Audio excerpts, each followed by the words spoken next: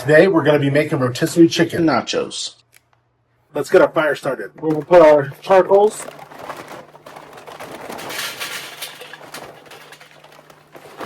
I like to use the Kingsford Applewood. People like better coal. I used to use better coal. I do a lot of wood cooking, so I haven't really focused on my coals in a while, but you can use whatever charcoal you prefer. Obviously, you can go higher tier and get better coal. This is basic. This will get us going, so let's get it started. Our extender for our rotisserie. This will hold our motor for our rotisserie and allow this to pass through. With that chicken on there. Get this adjusted. Okay, that's all the way in there. So I can give a nice, good spin in there. Turn that motor on. Nice and slow, but it does its thing. Well, let's go ahead and start this fire.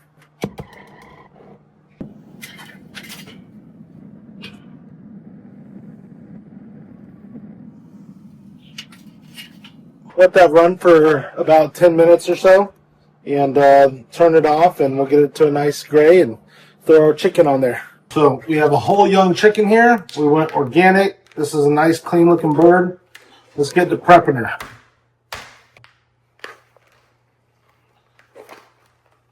Come on, little birdie. Here, little birdie. Let's get you out of there. All right. Okay, we're gonna pad this guy off. They pre-twined it up for me, but let's pretend I took this twine and I wrapped this bird, kept its wings in close, its legs, so that it can be ready for the rotisserie, because you don't want those appendages hanging off when you're cooking a rotisserie chicken. Go ahead and get a nice little olive oil bath on this pretty bird. Pretty bird.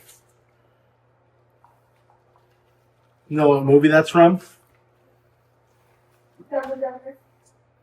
You are correct, sir. Pretty bird. Yes, pretty bird. Alright, so we got a clean hand and our glove hand so we can pick up condiments and things and do what we got to do over here. Using this Holy Voodoo from Meat Church. This stuff's pretty good on chicken. We're going to be pretty liberal with this. Get it all up in there. What this does, though, so you can just salt and pepper. You can just throw it on there. You can add some butter inside there. You can do all kinds of stuff with chicken. But what I like doing this rotisserie, adding the seasoning, is you get a nice kind of bark, even though it's on a charcoal grill. And just, it's rotating for a couple hours. And we get a little crust on there. Ooh, man, it's delicious. Let's skewer this thing.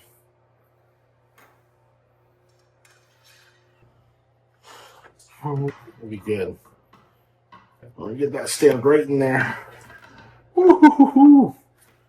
Yeah!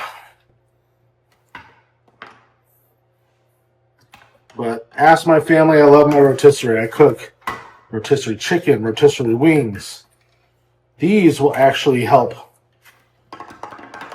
The bottom one can help hold the legs in place if you do this just right.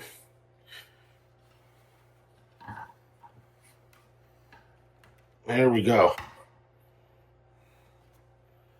We have chicken! And we'll probably reposition this when we get out to the grill, so I'm going to leave it a little loose so I can slide her up or down as needed to get it right in the middle so it's rotating right over those coals. But let's go cook. Let's go to the grill. Wolfie, you want chicken? Sir, you're going to want some chicken? All right, let's get this bad boy on the grill. All right, so we got our chicken. She's nice and seasoned up. We got our coals. They're nice and gray. I'm going to go ahead and turn off that propane. Put my pit mitts on solely for the use of playing with fire. Let's go.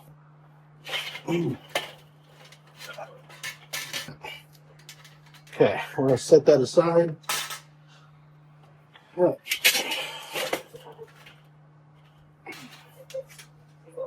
So I like to get my coals off to the side here. So kind of have the chicken, rotisserie rotating with offset cook, with offset heat. It's going to be on the side. It's going to be flipping, hitting on this side, nothing straight underneath it. But yeah, get my charcoal stacked up there. I'll use some wood pieces throughout this cook to give it that extra.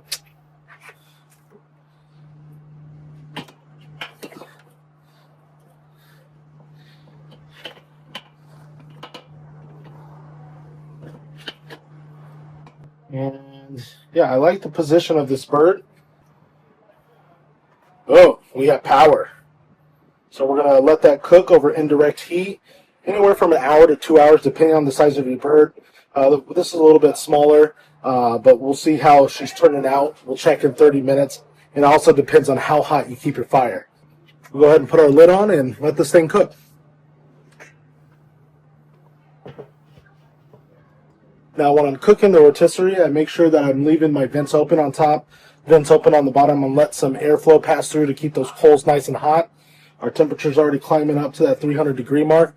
We'll let her sit in here, and we'll come back and check in about 30 minutes or so. All right, now while rotisserie chicken is out there spinning on the grill, we're going to go ahead and chop up some tomatoes, onions, jalapeno, and a little bit of garlic.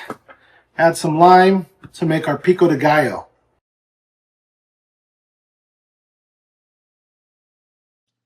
Pico de gallo is so easy to make and something everybody should try. It is a great way to have a fast, easy salsa on hand. All you got to do is have some onions, tomatoes, jalapenos, cilantro, garlic, and you just chop it up. Get it as fine or as large in pieces that you want. Leave the seeds in the jalapeno, de-seed the jalapeno. It's really, you get to make it to your taste. Add tons of garlic if you like lots of garlic. I love lots of garlic, so I throw extra in. You can then take that pico, if you're really fancy, smash up some avocados and make some guacamole. But yeah, definitely need to make your own pico if you get a chance.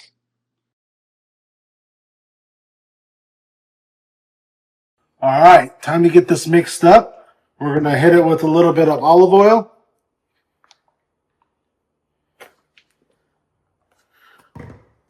My favorite kosher salt. This is where the flavor really pops, is with this salt. You can always add more if you need to. A little coarse black pepper. And I would put garlic powder, but we got garlic already in there, fresh garlic. And then we have dos limas, 2 limes cut up. I've been taking Spanish, so I'm trying to practice. Oh. And believe it or not, I'm not Mexican. I'm a quarter Filipino. And that's where you get all this. I've been asked, hey man, are you Puerto Rican? Or people believe I speak Spanish, but I don't. I've learned some in the past. I'm trying to learn more now. I'm mostly Irish, Scottish, and German. Hence the last name Schneider. With that little bit of Filipino island blood, it's strong. All right. Let's get that stirred up. Ooh, yes. Look at that. Ooh, that smells good. Fresh pico de gallo.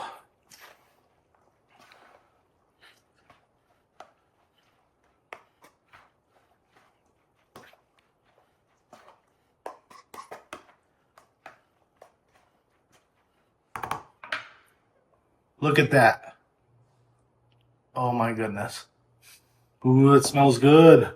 We're going to let this sit while our chicken finishes up. Then we'll pull that off, shred it up, and go to the next step. Stir it up, baby.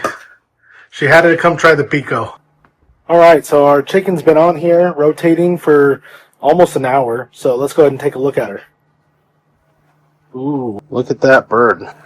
And see what the rotisserie does is see those juices running down the sides. You see that just glistening is it based itself as it's cooking. So those fats and those juices just come right out of that chicken, and as it's rotating, it just bastes itself with that. And then these hot coals cook that oil right on the surface of the skin, and it gives it that flavor, that smoky flavor. And it doesn't help to have a few wood chunks. We got a few wood chunks back there sitting on top of our coals. We got our fire a little hot. I like it a little hot. I like to get a nice crust on here. This will shred up into the chicken later, so this is not a problem. You might be like, oh no, it's burning. I used to think that, not the case. We're getting a nice crust on here, and this is looking really good. But let's go ahead and let her cook a little bit more. We'll check our internal temp. We'll get it to 165 and then pull her off. Look at that. That is looking good. We're going to go ahead and stop it, and we're going to temp it. We're going to plunge right into that breast there. Okay. Right where we want to be. Let's make sure we got a good...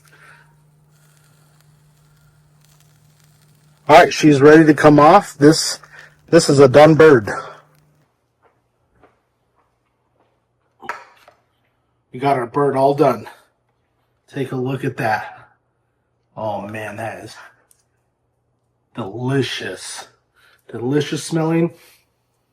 Oh, yes. Ooh.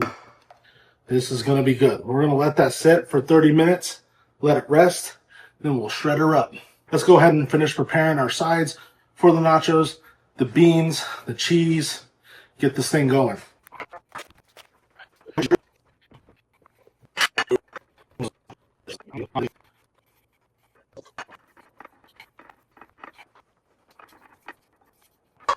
One block of cheese shredded, please. This is going to top our nachos. We're just going to thinly slice these guys. Ooh, that didn't come out. Oh, tough guy, huh? Wise guy, see? All right.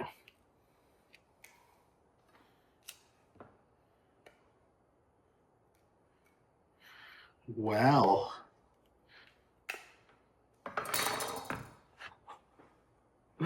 It's not working to me.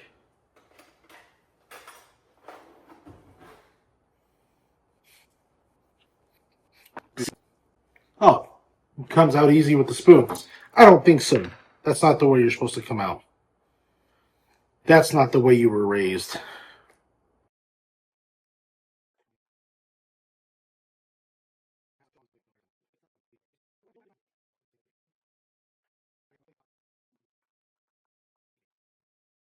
So we've been letting our chicken rest 30 minutes. Now we're going to go ahead and shred it up, but let's give it a little taste test real quick. Ooh, look at that guy. Mm-mm-mm.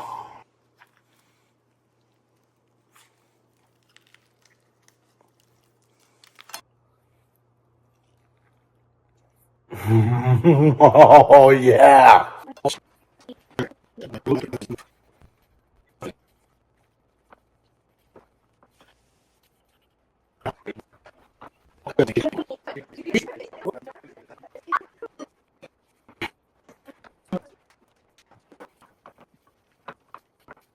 Now that we got our chicken shredded up, let's go ahead and plate up our nachos.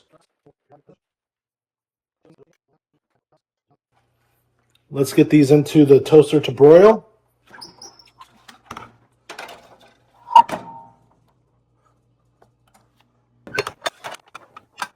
All right, now that we got those out of the toaster, let's go ahead and top these bad boys off. Our homemade pico, spread over the top of that. Little avocado. Gonna fan out. Some jalapeno.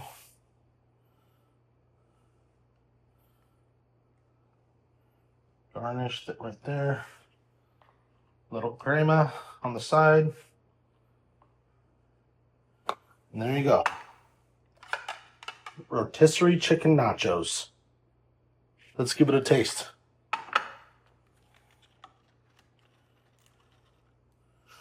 Oh, there we go.